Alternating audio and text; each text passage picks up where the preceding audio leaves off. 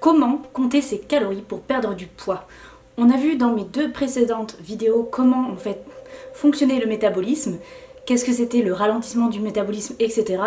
Et aussi comment calculer sa maintenance, c'est-à-dire combien notre corps brûle sur une journée, donc combien il a besoin en fait de calories pour tout simplement ni prendre du poids ni en perdre. Donc pour savoir vraiment quelles sont nos dépenses caloriques quotidiennes. Et donc on va voir aujourd'hui comment mettre en place nos calories pour pouvoir perdre du poids. Donc maintenant que tu connais ta maintenance, et là encore une fois je recommande vraiment de l'expérimenter sur plusieurs semaines pour être sûr d'avoir un chiffre qui soit le plus précis possible.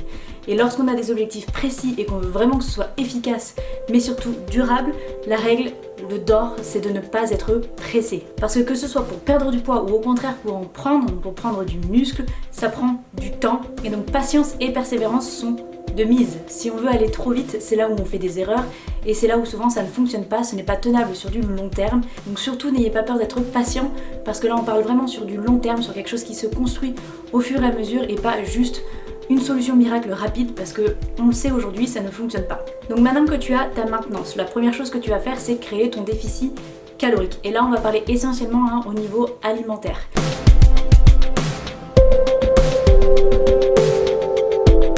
Donc en fonction du poids que tu as à perdre, le déficit que tu vas créer va être plus ou moins élevé.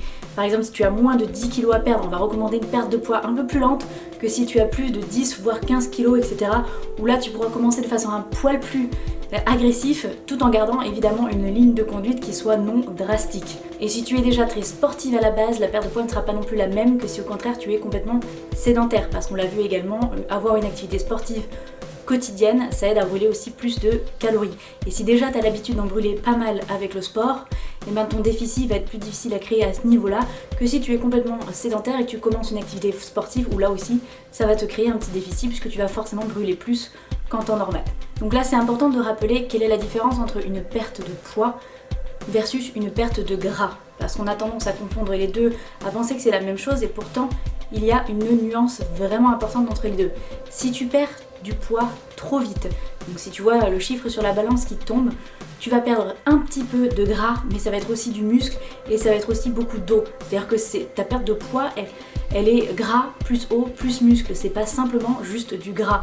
Et donc tu auras des résultats qui sont peut-être plus rapides au niveau de la balance, mais ton corps lui n'aura pas le même visuel, il n'aura pas le visuel que toi tu t'attendais en perdant le poids que tu as perdu. Donc tu risques d'une part de vouloir perdre encore plus parce que tu trouves que tu as encore du gras et donc de tomber dans un régime qui est encore plus drastique et qui n'est pas tenable sur du long terme. En conséquence, tu vas reprendre le poids perdu en un rien de temps, enfin c'est ce qui arrive la plupart du temps lorsque l'on perd trop vite. Et de plus, ton métabolisme va ralentir au fur et à mesure de ta perte de poids, il va s'adapter au déficit que tu as créé et donc s'ajuster pour dépenser moins. Donc tu vas être beaucoup plus rapidement confronté à cette adaptation métabolique et donc à la stagnation. Tu auras moins d'espace de progression puisque tes calories seront déjà bien basses, tu peux pas aller encore plus bas, sinon tu risques de tomber justement dans la sous-nutrition et de manquer justement des nutriments dont ton corps a besoin pour bien fonctionner, pour être en bonne santé. Alors que si tu perds de façon progressive et donc plus lente, les résultats sur la balance seront peut-être plus longs, mais ils seront enfin durables et là tu risques moins de tomber dans une adaptation métabolique rapide. Ton déficit calorique au niveau de l'alimentation sera faible pour commencer, mais au moins tu vas pouvoir vraiment avoir une marge de progression et voir ton poids descendre et ça va être essentiellement du gras. Évidemment il va y avoir aussi une grande part d'eau et un petit peu de muscle, mais elle va être beaucoup moindre que si tu perds rapidement. Donc là on recommande vraiment de commencer à un déficit faible au niveau alimentaire, donc de réduire en fait par rapport à ta maintenance de 100 à 200 calories en moins par jour.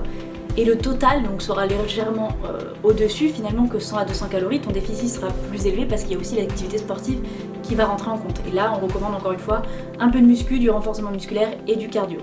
Je vais pas m'attarder sur la partie sportive dans cette vidéo, on va vraiment parler que de l'alimentaire parce que je ferai une vidéo plus précise au niveau de ça justement, de comment mettre en place sa perte de poids plus au niveau sportif. Donc étant en déficit calorique, tu vas forcément perdre du poids et l'adaptation sera plus lente parce que tu as une belle marge de progression vu que tu diminues légèrement.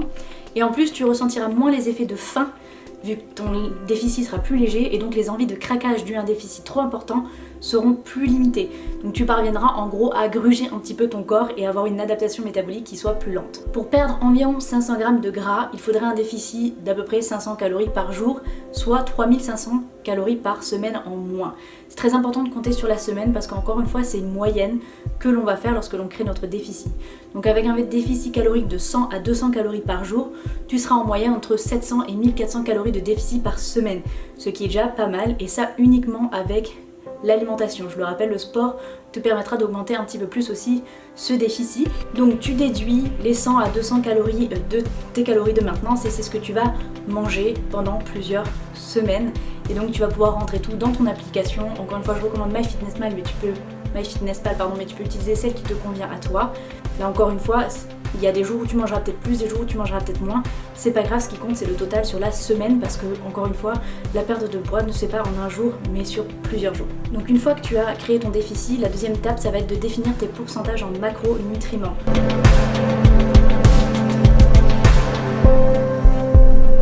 Les macronutriments, je rappelle, c'est ce qui est glucides, lipides et protéines. C'est les nutriments que ton corps a besoin pour fonctionner correctement. Et il y a certains pourcentages qui sont recommandés pour une meilleure santé. Parce qu'il ne s'agit pas ici, vu qu'on a notre nombre de calories, de manger n'importe quoi, mais vraiment de créer de bonnes habitudes alimentaires et de manger sainement et équilibré pour non seulement perdre du poids, mais aussi être en bonne santé. Donc pour apporter à ton corps ce qu'il a besoin, tu vas devoir t'intéresser de plus près à tes macronutriments et te définir une tranche de pourcentage pour chacun.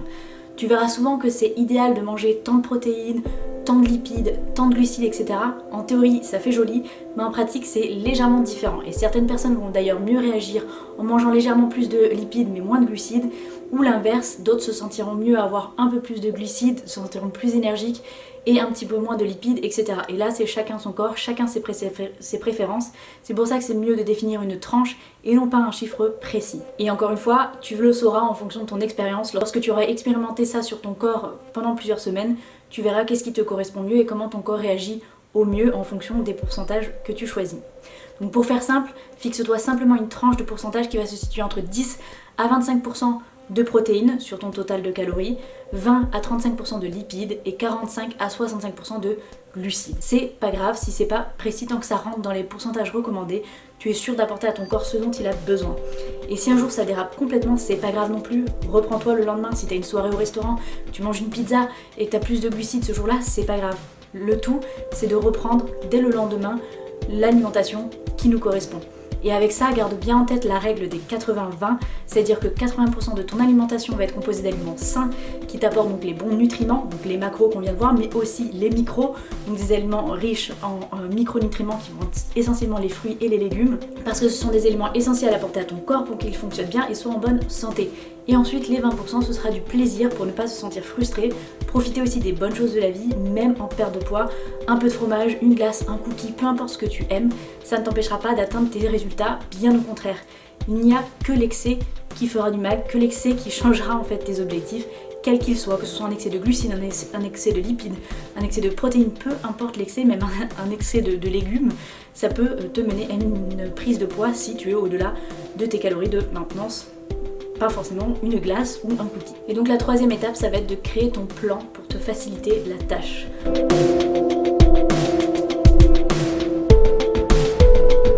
Compter ses calories, et surtout lorsqu'on commence, ça peut paraître contraignant, ça il faut se l'avouer, ça demande de peser tous ces aliments, ça demande d'être vraiment assidu et d'avoir un certain contrôle sur son alimentation. Donc l'idée c'est de rendre vraiment cette tâche la plus simple possible pour toi, pour que ça ne te prenne pas la tête au quotidien et que ça devienne quelque chose qui soit routinier. Donc là, il y a forcément des plats que tu aimes et que tu manges régulièrement. Donc ce que je te recommande, c'est de les rentrer dans l'application directement et de les sauvegarder pour les avoir toujours sous la main. Donc avoir plusieurs plats, plusieurs snacks sains, plusieurs petits déjeuners qui sont déjà rentrés dans l'application, où tu as déjà les calories de rentrée, déjà tous les aliments qui sont en place. Essaye vraiment de t'en créer plusieurs. Et surtout si tu fais des meal prep, donc si tu prépares tes gamelles à l'avance, ça va beaucoup te faire gagner du temps. Et tu connaîtras aussi tes portions, donc ce sera beaucoup plus facile pour toi et ça t'évitera de rentrer à chaque repas tous les aliments que tu manges puisque tu en as déjà de fait, et rentre également aussi tous les aliments que tu manges le plus souvent pour les retrouver facilement dans ton application. Et je le rappelle, donc oui, tu vas devoir peser tous tes aliments et surtout pèse-les crus. Cuits, c'est jamais précis et c'est pas très pratique. Si tu les pèses crus, tu sais que tu ne cuisines que ce que tu vas manger et rien de plus, rien de moins. Et ça va beaucoup te servir pour plus tard car tu vas mémoriser en fait les portions qui te correspondent pour chaque catégorie d'aliments et tu auras du coup une vision bien plus claire et précise de ce que chaque aliment représente, de ce que chaque repas représente en termes de calories et de composition. Donc tu sauras en gros combien il y a de calories dans ton petit morceau de fromage, dans ta tarte à la framboise, enfin combien de parts c'est raisonnable de manger et combien ça devient un petit peu trop, même parce qu'il y a un petit peu trop de sucre, etc. Donc organise-toi bien et surtout prépare bien ton plan sportif aussi. La 4e étape, ça va être encore une fois l'expérimentation et là sur minimum 2 à 3 semaines.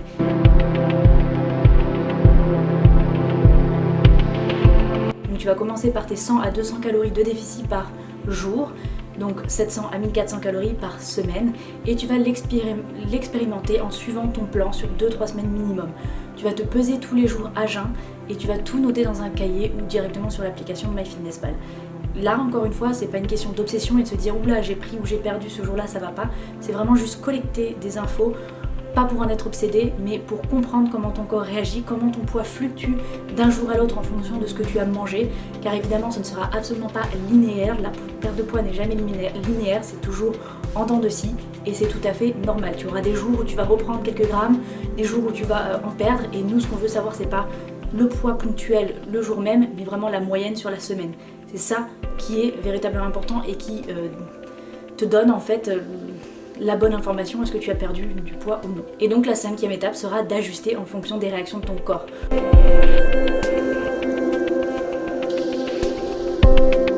Tu as ton déficit, tu as ton plan, tu t'es lancé dedans pendant 2 à 3 semaines. Et là, 2 choses, soit tu as bien perdu et tu continues à perdre, et donc tu restes comme ça encore un peu le temps que tu perdes. Si en revanche au cours des 2 premières semaines ton poids n'a pas trop bougé, c'est que tes calories sont encore trop hautes, possiblement parce que le calcul de ton métabolisme de base était à la base pas tout à fait précis, ou alors que tu n'as pas compté comme il fallait et tu n'as pas créé véritablement un déficit. Donc ajuste au fur et à mesure, soit en étant plus assidu, plus régulier et vraiment vérifier que tu comptes vraiment tout ce que tu manges, ou alors en diminuant légèrement tes calories parce qu'elles n'étaient pas adaptées à ta perte de poids, tu étais finalement à maintenance. Surtout n'oublie pas, au fur et à mesure que tu perds du poids, ton métabolisme va forcément s'adapter, même si tu le fais lentement. Et donc lui, il va ajuster ses dépenses à ce que tu consommes. Donc il y a forcément un moment où tu vas stagner, même si tu as perdu pendant 2, 3, 4 semaines, il y a un moment où tu vas forcément tomber sur un plateau. Et c'est entièrement normal. À ce moment-là, donc je te recommande de maintenir ce nouveau poids pendant 2 semaines pour que ton corps s'habitue à la perte de poids, pour qu'en fait ce nouveau poids devienne son poids de référence. Donc là, soit tu vas augmenter légèrement tes activités physiques sans bouger tes calories, voir comment ton corps y réagit, ou alors tu vas donc recalculer ta maintenance et diminuer légèrement encore une fois tes calories sans dépasser les 100 à 200 calories de moins par jour également. Donc en gros tu recommences tout le même processus que tu as fait au départ en rediminuant légèrement, en recréant un déficit calorique avec l'alimentation d'une part, mais aussi avec les activités sportives. Et c'est là où t'être laissé une bonne marge de progression est importante parce que du coup tu vas pas tomber trop bas au niveau de tes calories puisque tu avais diminué déjà à la base que de 100 à 200 plus tes activités sportives, donc ça reste quand même très léger. Il y a une chose qui est très importante à retenir tout au long du processus, c'est de toujours expérimenter ton corps et se référer à lui avant de se référer aux chiffres. Ne jamais tomber dans l'extrême et tomber plus bas que les calories nécessaires à ton métabolisme de base. Les chiffres sont juste un outil en fait pour t'aider à réaliser une perte de poids qui soit plus efficace et surtout durable, mais aussi t'apprendre le fonctionnement de ton corps et comment sont composés les aliments et comment avoir une bonne vision claire de ce que tu manges en général et de ce qui est composé ton assiette. Donc ces chiffres-là, c'est pas eux qui te guident, c'est vraiment toi qui vas les guider en fonction des réponses de ton propre corps, en observant toujours ta faim, ta satiété à chaque repas. S'il y a un repas, tu as plus faim qu'un autre, pourquoi? Qu'est-ce que tu as mangé à ce moment-là? Sers-toi en fait de cette expérience pour comprendre les mécanismes de ton corps, les aliments qui correspondent davantage à ton corps et aussi les portions qui te conviennent pour la maintenance ou pour la perte de poids. Il ne s'agit pas ici en fait vraiment juste de compter juste ses calories simplement et de se laisser aller à des nombres, mais bien d'écouter son corps et ses signaux tout en l'expérimentant mathématiquement parlant. Parce que ces signaux de ton corps, donc de faim et de satiété, ils sont essentiels pour le long terme. Ce n'est pas, encore une fois, je le répète, un mode de vie de compter ses calories, mais bien une méthode pour prendre conscience de ce qu'il se passe et d'en apprendre davantage sur soi. Donc toute cette expérience, elle vaut la peine si tu l'utilises pour construire des habitudes alimentaires saines, des habitudes sportives plus saines aussi et régulières surtout, et ensuite petit à petit quitter ce comptage de calories pour une alimentation bien plus naturelle, une fois qu'on a compris les mécanismes et qu'on arrive à perdre le poids qu'on souhaite et qu'on se sent de mieux en mieux et surtout qu'on comprend les clés. Voilà, c'est tout pour aujourd'hui, j'espère que ça a été suffisamment clair et que vous avez compris comment en fait mettre en place une perte de poids, et ça c'est vraiment pour être plus précis, mais tous les régimes qui sont proposés ailleurs, c'est ce système-là. Ils vous font manger moins en fait pour que vous perdiez du poids. Sauf que comme c'est pas très précis, et ben ça va marcher pour certains sur un certain temps et pour d'autres ça va pas marcher parce que justement c'est pas assez précis et on tombe souvent dans un déficit qui est bien trop bas et qui crée des réponses de l'organisme qui sont violentes et qui demandent de manger plus et de bouger moins aussi parce qu'on est fatigué. Si y a des choses encore qui ne sont pas très claires et que vous avez des questions, n'hésitez pas à tout mettre en commentaire, je me ferai un plaisir de répondre à toutes vos questions. Et si cette vidéo vous a plu, n'oubliez pas les petits pouces vers le haut qui soutiennent énormément ma chaîne, de vous abonner si vous êtes tout nouveau par ici et que ce n'est pas encore fait, parce qu'on se retrouve très bientôt dans une prochaine vidéo. Ciao ciao.